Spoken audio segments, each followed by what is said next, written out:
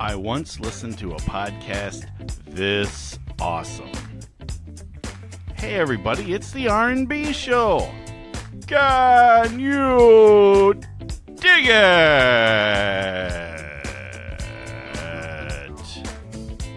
And now, here's Ricardo and Brett.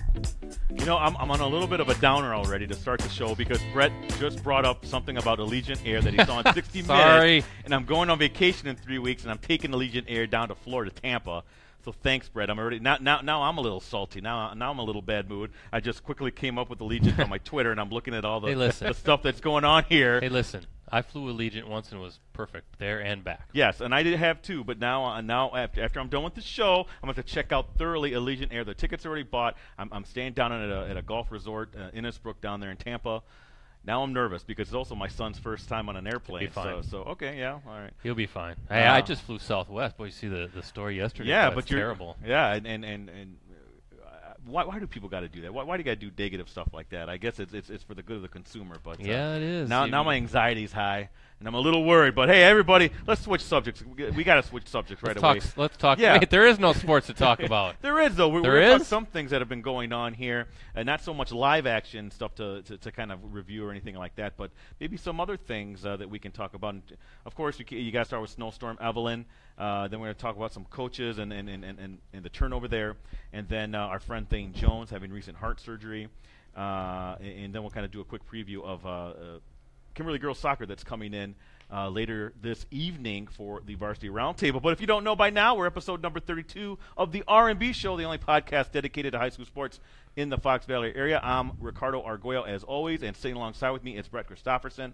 We're both with USA Today Network Wisconsin. Don't forget about Rosie getting it done behind the live stream machine over there and keeping track of the Facebook element of our show. Still R&B, right? Not R&M? R&B. Still R&B. Still Logo's right there. Yeah, because I put it up on the screen. Rosie shifted it back. The R&M show was a one-week deal with Ricardo and Mike Sherry. But no. So, yeah, Brett, let's start quick because I want to get about Snowstorm Evelyn. And why does Mother Nature... name. I don't like the name Evelyn.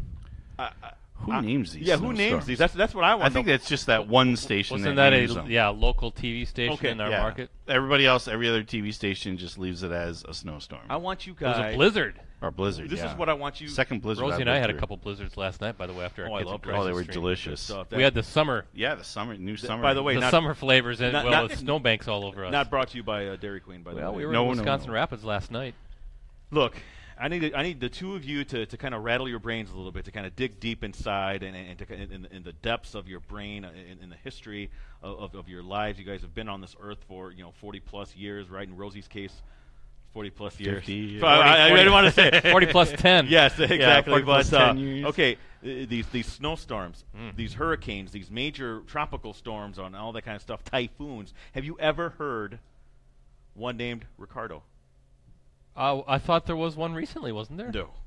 Ooh, I'm gonna look that up. Look it up because I don't think there was. I would have been all over it on Twitter and boasting about it. And if I miss my shot, that makes me very upset. Because I'm thinking, how come I don't have a hurricane named after me? I don't even know if Brett's been one. Oh yeah, Hurricane Brett. I didn't even think about that. Well, James, is there? Or Rosie? No, I don't know. I don't know if there's been one like that. No, maybe not. Hurricane Richard. No, that's not the same. Not the same. I could have swore I saw Ricardo out there, but maybe not. I thought there was, yeah.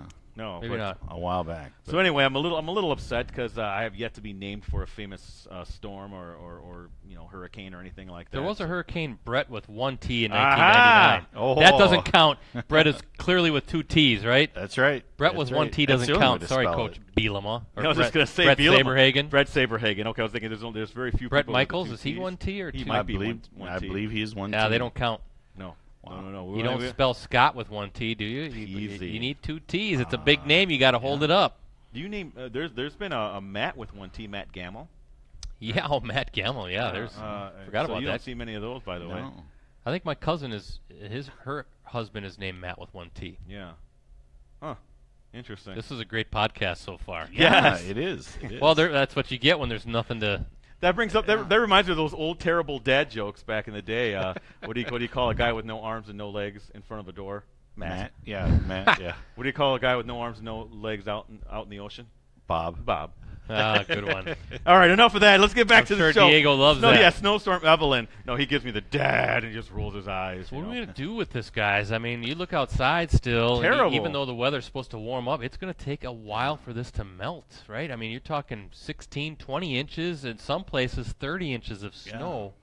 We haven't seen this since 1888, right? The second worst on my way to work today, I had ever. to creep out because you get to the ends of the roads. Yes. And you can't see. You got to be very careful. Yeah. Very dangerous. So I crept out little by little by little. Very, hey, I can finally see, but even not on my left side, I'm still kind of blind on it. But I see this one top of a roof of a car coming down, and he's turning. And I noticed, okay, I'm out a little bit. I'm not like out in the road, but I'm still nose is out a little bit, kind of pretty much past the stop sign. Gives me a look, and I'm like, what? Well, Do you not see the banks? So the problem is, though, when you creep out, you're already waiting just to get sideswiped where your engine, your hood is out. Yeah.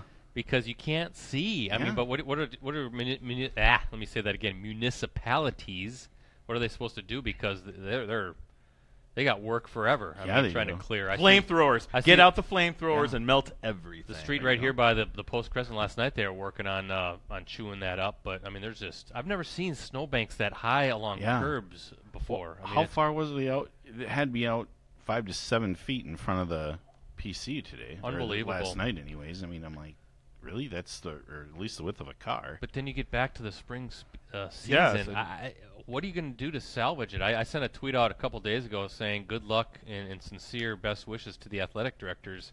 What a tough job they have to try to not only reschedule as many games as possible, and there's going to be an abbreviated schedule now, but to find officials. That like umps, I saw somebody even suggest, I think it was on Twitter, maybe you just got to eliminate the JV and freshman seasons because you're going to have an official and ump shortage. It's just a mess. We know that the spring season is always tough, but what gets me is that like February and March, there were some great days in March. Teams were getting out. The tracks were empty. I mean, there was no snow, and then all of a sudden in the middle of April, 2 storms. One when I was gone in Arizona, you got dumped on, and now the granddaddy of them all, the 30-inch blizzard. Right? I mean, our teams, they're not going to get out there till May, and especially baseball. First, you have to have them melt. Then the fields have to dry up after that. I just don't know how it's going to happen. Well, I know the FRCC has already declared their season starts in May.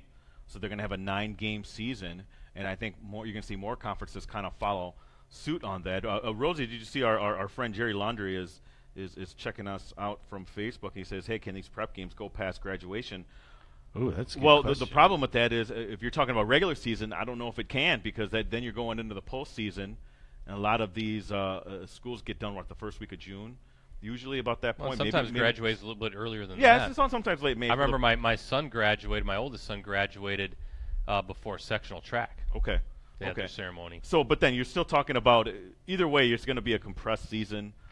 It's going to be taxing on pitchers' arms. That's what you really got to watch out for. And I know the WA is when I was talking to Steph Hauser about this, they're very concerned about making sure that these young guys, and the females as well, their arms are okay. You don't want to see them getting taxed a little bit. So you see some 5-inning games being okayed as well. So this is awful, and there's no other way to describe it because the spring season, in my opinion, there's so many great athletes and so many great teams, but you only get a month and couple of weeks to kind of see everything before it goes to the postseason, and it's unfortunate, Brett, and that's just one of the things living in Wisconsin that you have to deal with. I suppose it could be worse if you lived in Alaska or something like that. I don't know. It's Do probably they have warm baseball up out there? Oh yeah, you're probably right. And they have the light year? 24 hours a day. Sometimes, Yeah, that's right? true. So they I mean, play at 10 at night. Is this the season that 3-1 wins a division? Or what? It could. I don't know, but let's not have a knee-jerk reaction. Of course, people out there, we got to make changes. I mean, this is a once in a century type occurrence here when you have this kind of snow, especially this late. I mean, they call it winter storm. I was joking with my wife. No, it's a spring storm. It's not a winter storm. We're in spring. But and then of course the problem right now we're seeing is even after the storm, it's been cold out, so there's not a whole lot of melt going on. Right. I don't know. I mean, I look at the track season. When are these tracks going to be ready? Yeah, the track itself might be melted, but you still have the infields. in most cases football fields. What about the long jump pits, the shot put areas, that sort of thing? Tennis courts, I mean, I guess you could maybe try to go to indoor a little bit if you can find some space. Golf courses. How long, when a golf course is going to open? Yeah, and how long are they going to be damp and wet? And it's unfortunate. And don't forget about parents like yourself, Brett, who have to work concessions. How taxed are you guys going to be having to do all those? Actually, the big invite that I was supposed to work at on Saturday is done. Okay. They usually don't reschedule invites in a track. Okay. I mean, because there's just so many teams involved. We're supposed to have a home meet also yesterday. Needless to say, that the track wasn't ready. Those triangulars, though, are a little bit easier to try to reschedule because it's just 3 teams, especially conference teams. You can make that work, but you're missing out on the big invites. I know for our school that big invite was the big moneymaker typically for the season. Now, we've been lucky where we've hosted a number of sectionals. Yes.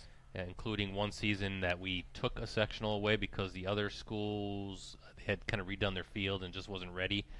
So they've had some, hopefully some money built up in reserves. But yeah, when you take away the big money maker of the season for that particular program, that's tough. And those are consequences of the storm that we don't really understand. We just see the schedules, the wins, the losses, the games. But there's money. There's people coming to pay in for tickets or watch or buy concessions. And that money is now out. So I don't envy these athletic directors. I have the utmost respect for the athletic directors that we work with because it's a tough enough job as it is, just as when everything goes as scheduled. But you throw this, and it's not just a segment of the state; it's pretty much the entire state. Mm-hmm. Wow, I don't. That's a lot of 60, 70-hour work weeks, I would think, for these athletic directors to keep not only trying to find buses and officials, and then the problem, Ricardo and Jim, Rosie, knows, nobody quite knows when anything's going to be ready. How fast is the melt going to happen? Yeah. Nobody knows. Now you look at the forecast, and it's looking like it's a little bit better coming It up. looks to be nice, actually. But not like 70-degree nice, you know. And how high are these snowbanks right now? It's going to take. Yeah. Geez, mid-May till some of these are gone? That's unfortunate, but this is something obviously we're going to keep an eye on as these kind of develop and see how many actual games. You get to the state tournament, some of these games are going to have like 15 people or 15 games. You know, the teams are going to be there 13-3 records or something like that. Think about the Northwoods teams. Oh, yeah, even worse. Eagle River, Three Lakes, Northland Pines is Eagle River, those schools. Anago, Rhinelander. They've got a ton of snow up there right now. Unfortunate situation, and obviously one that we'll again keep the pulse on when it comes to figuring out how these teams are getting around this and what's going to happen in the near future concerning these spring teams and the spring season. The biggest travesty, guys, I can't get out on my bike. Yeah. I can't get out on my bike. I'm sitting there in my basement on my trainer, and I'm tired of looking at the wall. Oh yeah, don't you have a TV down there to watch? I got a 30-minute video that is like a training video that I watch, but I'm tired of listening to that guy. Oh, maybe you should get one of those virtual reality goggles and just I'll be looking around drive like through the not forest sure where I'm going. Don't worry, no one's seeing you, man, so you can throw those on. Yeah, my wife would probably come down and take a photo of me and post it on Facebook or something. Next topic, we're talking about coaches and some coaches that have stepped down throughout the sports season, Brett, or high school season, I should say. We know some of them already. We've done stuff on them for Mickey Martin, Coach John Milkey, maybe a few others as well. But then you're looking at some of the guys that I'm going to be wrapping up with very soon, either tomorrow or the next day, in terms of coaches that have stepped down, especially some from some anchor schools here in terms of Appleton. From Appleton East, Pat Schwanke, the football coach there, stepping down. Appleton West football coach Brent Engen also doing the same thing. For Kaukauna, boys volleyball coach Tom Belling. All three I talked to. Matt Kepsel also from Fox Valley Lutheran. So those four for sure are going to be involved in this kind of wrap-up column, Brett. Some big names there. Belling obviously won a state title. It's been to a couple of actual state tournaments with Kaukauna boys volleyball. Brett Engen raised the profile of Appleton West, kind of resurrected it a little bit after they had just a stretch there that was really, really unfortunate in terms of number of wins. I mean, you're talking about one or no wins in some seasons for Appleton West, Brett. So shocking to see some of the names on that list, maybe? I don't know. I mean, you look at actually all four, Schwanke, Engen, Belling, Kepsel, the former boys basketball coach at FPL, all long-time coaches. Yeah. Been there quite a while. So maybe it's just time to do something else in life. Kind of like Mickey Martin. Now, Mickey's retiring, obviously, as an educator as well, but 38 years on the bench is a long, long time, and that's an anomaly these days with all that coaches have to put up with. I think the one of the four that surprised me the most was Brent Engen, because I felt like he finally got that foundation in place, and they've had some success now in recent seasons. So I'll be curious to see when you talk to him, or you said you have talked to him, kind of the reasoning behind his decision on why to step down. So, but Tom Belling, a heck of a run at Kaukauna. Pat Schwanke, longtime head coach at Apple and East. They've fallen on some hard times, unfortunately, for whatever reason. I don't know, but he's a good guy. I always got along well with Pat in my dealings with him. And then Matt Kepsel, too, good guy at FEL. That they've got some good things in place as well. So whoever takes over those programs should have a little bit of a head start. Yeah, Engen for Appleton West. They've made the playoffs the past few years and did it in a very tough division. Obviously, the VFA North that includes Appleton North and Kimberly in that as well. Pat Schwanke, now the last time they won a conference title, I believe, was '98. They were 11-1 that year, lost to eventual state champion DC Everest in the state quarterfinal game, I want to say. He had over 100 wins in his career. And then Tom Belling won the state title in 2015, like I said before, made it a couple times. So these are some high-profile coaches, in my opinion, of some pretty big programs, Brett. But those are just four. Now, we've had other ones as well. I'm merely speculating here, and I don't know how much that has to do. Obviously, in John Milkey's case, there was a situation there with the parents. Any thoughts that maybe that has something to do with it? Why would coaches want to put up with so many things that they're involved with the program and then have to deal with that outside stuff too? Well, I think you said it. That's speculating. I have no idea for Pat, Brent, Tom, and Matt why they the reasons why they're stepping down. Again, I'm sure they'll tell you. A lot of the times you hear they just want to be with family. Or Yes, and Brent did tell me time that. to switch direction. But you mentioned high-profile coaches, and Mickey Martin, as I just said, 38 years, but he's retiring from teaching, and the time was right to for him to step down as the basketball coach. Goes hand in hand. But 3 state tournament appearances, once with Albany back in '93, and of course with Little Chute in 2011 and 2013. You mentioned John Milkey. That was kind of parent-driven, I think. Right. I think he'd had enough. Joe Russum, too, another high-profile coach. Oh, my goodness. How could I forget about Joe Russum? On the Appleton North girls side, back-to-back Division I state championships. But he's moving on because he's getting a career opportunity. So, and let's not forget he's not in our immediate coverage area, but we always call SPASH kind of our adopted school. Scott Anderson now, the 3-time state championship coach of the SPASH Panthers boys basketball. He had a great excuse, though. He's stepping down. Well, that's a great excuse. He wants and to one, see one, his one son, that's understandable. He wants to watch his son. His son finally, after sitting out a transfer year at Madison, now wants to watch his kid play for the Badgers. I actually can't wait to see him as well. And the time is right. I mean, now kind of I don't know what SPASH has coming up, but I think it's probably safe to say it's not what we have seen when you have Trevor Anderson, Sam and Joey Hauser, Drew Blair. Those are some talented basketball players that SPASH has had. And what a run for Scott. I was thinking about this with Scott. He really was not that far off from going for 5 straight state titles. Right. Now, he had the 3, but remember the year that first year, I think it was when Sam and Trev were sophomores. They had Nina down in the sectional semifinal. I was at that game. Big at Menasha. Mm-hmm. Nina had Matt Health, and somehow Trevor missed the shot. Yeah, at the end, and the Rockets somehow pulled it out. It wasn't a shot; it was a layup. It was a layup. He probably makes 99 out of 100 times. I was there. And they rolled out that time. Didn't make it. Yeah, I was there under the basket doing a live chat at the time, and I actually heard Trev kind of like, not scream, but like almost like couldn't believe that he missed that shot. And then Nina that year went on to go to the state championship game and lost to Germantown in a close game. That was a stud Germantown. It was team, like a 48-42 game, I think. So Rockets played them tough.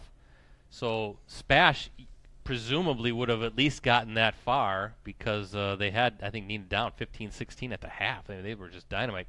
Then SPASH goes on its run. And now this year, if Joey Hauser had been healthy, stayed with the team, obviously, for the full season, we might be talking different Mr. Basketball and looking at a 4-time Division I state champion in the Panthers because they were the favorite going into the season before Joey went down. So tremendous run. Scott, we know pretty well because he coached at Nina for a number of years. And guys, I'd be remiss if I didn't say a Stevens pointer legend, right? Yes. I mean, come on. His statue's next to mine over at Vaughn Field. Well, I don't know about that last part, but I agree with you on the That's rest, actually at Berg Gym in the Trevor, pickup games. And Coach, I'm sorry, Scott Anderson, always fantastic to talk to. A great resource for me when I would cover his games, and always very affable. And I wish him the best because he's a great guy. 28 years, and he's only 51. 28 years he coached high school and college basketball. He looks way younger than that, actually. Wow, interesting. Yeah. Staying on coaches, though, because we have an interesting thing that Mike Sherry kind of stumbled upon this, our sports planning editor, yesterday. Coach Jones, Thane Jones from Freedom, the great cross-country coach, girls coach that won their first state title. Also the track coach, the boys coach over there for Freedom as well, and they won a state title not too far back. Couple of them, yeah, you're right. And probably a favorite to win the Division II this season. They're loaded. In January, had recent quintuple. Am I saying that right? Quintuple. Quintuple bypass that's surgery. Serious. How does he have that when he runs know. everywhere? And that's what I'm worried about because I'm sitting over here. I'm a man of extended girth. A little long in the waistband. And I'm thinking if he's having that, I better start working out a little bit more, than what I have been, or try to eat a little bit better, because you think Jones, to me, he was the measure of fitness. You see him where you live; he's out running around. He's always out. You always know it's Thane because he's kind of got that little wobble when he's running. Yeah, but runs everywhere. It came to a shock to me that Coach Jones had the quintuple bypass surgery. He has a GoFundMe page now. If you go to my Twitter. At PC Ricardo, I'm going to try to put that. I might have to pin it on my profile, but there's a GoFundMe page. Donate if you can. If you find it in your heart to do this, go do that, because that's an expensive thing. He had to miss work. Obviously medical bills are outrageous, as they usually are for most things. So he does have a GoFundMe page, and try to help him out as much as you can, because this is a guy, in my opinion, he's an underrated coach. He's a great guy to talk to. Once you get to know him, he's a little growly, and kind of maybe a little bit intimidating a little bit, because he always seems to be upset at things, a little bit like Joe Russell in that way. He's a little but he's a great guy. Go donate money and help the man out, because this is a great guy. We need him in this community, in the surrounding communities. I can't say enough about Coach Thane Jones. He's a great guy. He does a great job as coach over there for the cross-country team, again, on the track team. Not just that, he really, really cares about his athletes, and that's the biggest thing that I feel when I talk to these athletes, that Coach Jones actually cares about them, about what they're doing in their life, and them becoming better people. Website is gofundme.com/Thane-Jones-Rehab-2-Running. They right now the goal is $25,000. And this is a very recent thing that they put up here. It's only been up a couple of weeks, I think. They are at $2,580 of that $25,000 goal, but that is, guys, that's serious. Quintuple bypass surgery. I remember when my dad had some stents placed in his heart, and that kind of knocked him out. My grandpa had, I don't know how many bypasses he had, but I know it's like a routine surgery, I guess, nowadays, but I don't look at heart stuff as necessarily anytime routine. They're cutting you up, I don't see it as that either. I mean, that's going to, I wonder how long that's going to take him to get back on his feet, because I think physically he's just going to be worn out.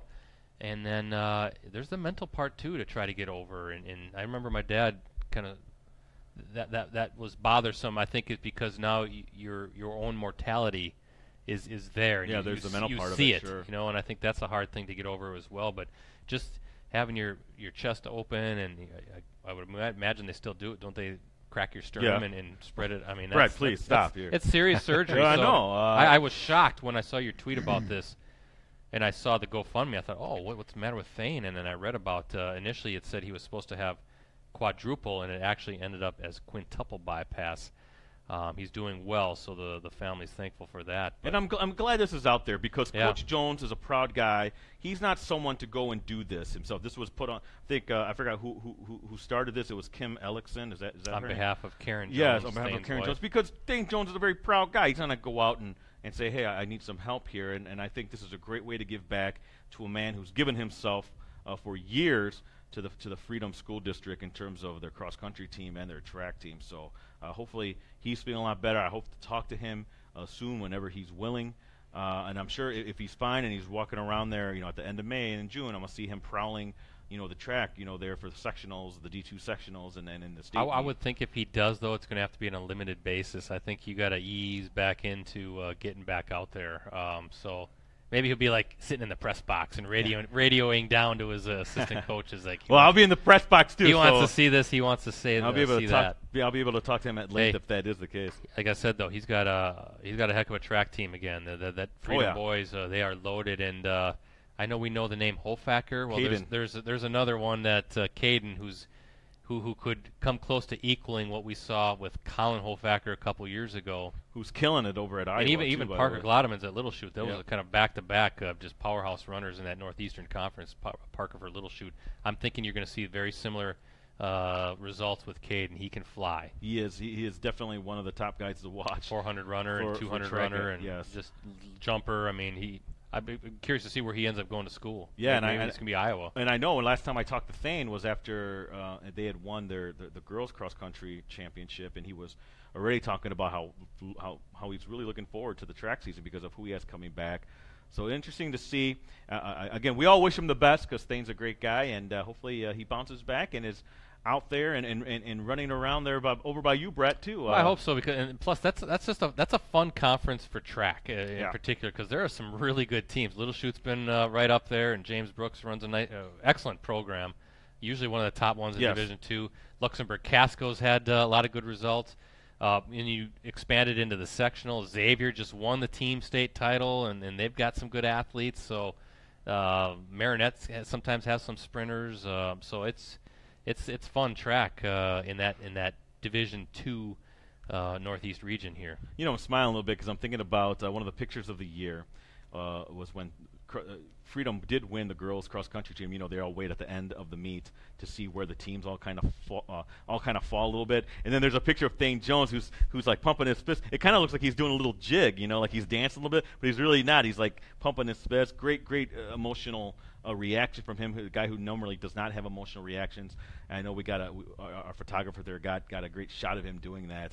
I think it was Bill Glasheen, by the way. So great stuff. And for those of you to just look up Thane Jones Freedom Cross Country Championship, you might come up across that picture. It's a great shot of him. In my opinion, that was him at one of his most incredible moments for him, I guess, because I know that was something he'd been waiting for a long time.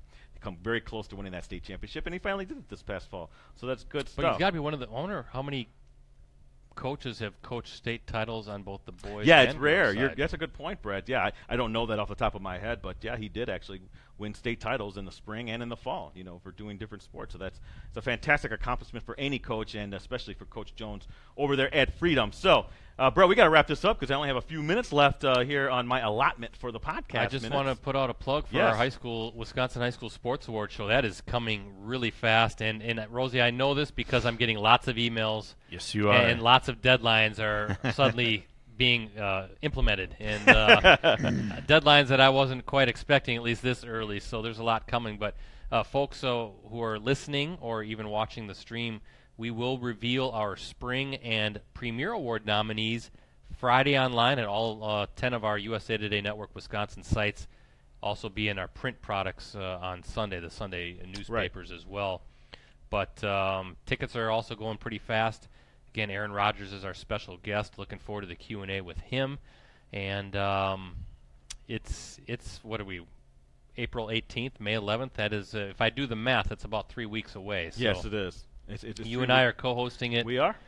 We got to probably get suited up for that, don't we? Tuxes, yes. We're not going to get the bow ties this year. No bow ties. I agree with you, Brett. Let's do a little more understated and get in the regular ties. This isn't about us as much as... I love to make it about us, though. But you can also go on to... Let me get the website up before you talk about Roundtable tonight. sportsawards.wisconsinmedia.com. That has all the information, including the tickets. Also has the fall and winter nominees listed. And the cool thing is, of the winter and fall nominees, I think only 2 right now can't make it, 2 or 3, and there's a lot of athletes coming. And Dress to impress. Dress to impress. It's a red carpet event, and I can't wait. It's going to be 7 o'clock on May 11th. That's a Friday night. And we'll all be there. Please, when you're rescheduling athletic directors, don't schedule any games that evening, okay, because we need all of our athletes to attend. Or let your athletes come that night. You can have one game where they can't show up, right? This is a big deal. It's not a postseason, I don't think. This is a once in a lifetime deal for these kids. They can play in games anytime. That's right, Brett. Good. Well said. I couldn't say that. They're not going to listen to me anyway. Yeah, they won't. But yeah, to wrap up real quick, our roundtable with Kimberly girls soccer players Megan Huth, Kayla Worth, and Rachel Sanderfoot.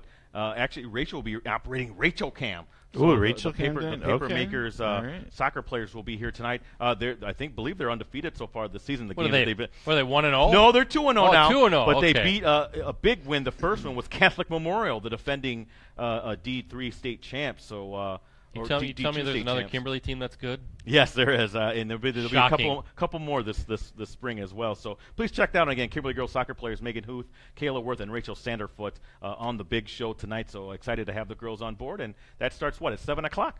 7 on o'clock. postcrescent.com and Facebook.com/postcrescent. By the way, Kimberly, no big deal that there's snow. They've got the Don Hudson Center. All of their teams can take practice at the same time in that facility. Don Hudson Center 2, right? They should start charging for practice time for teams around the area. Brett, you may have just provided them a new revenue fund, revenue stream there. But yeah, so again, please check us out again next week for another edition of the R&B Show podcast. Download us too as well on your phone on iTunes, Google Play, and on Stitcher. Just look for the R&B Show, and it'll go right to your inbox in terms for podcast. So Brett, you gonna throw one? No, it's all you, babe.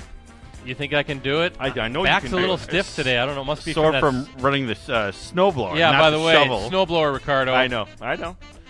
Ricardo's talking trash. Ooh, you knocked. I hit the viewer. Yeah, you wow, did. Did you look at that? Boom! That is dead. You're on fire. See you next week. I thought you were getting that one stuck.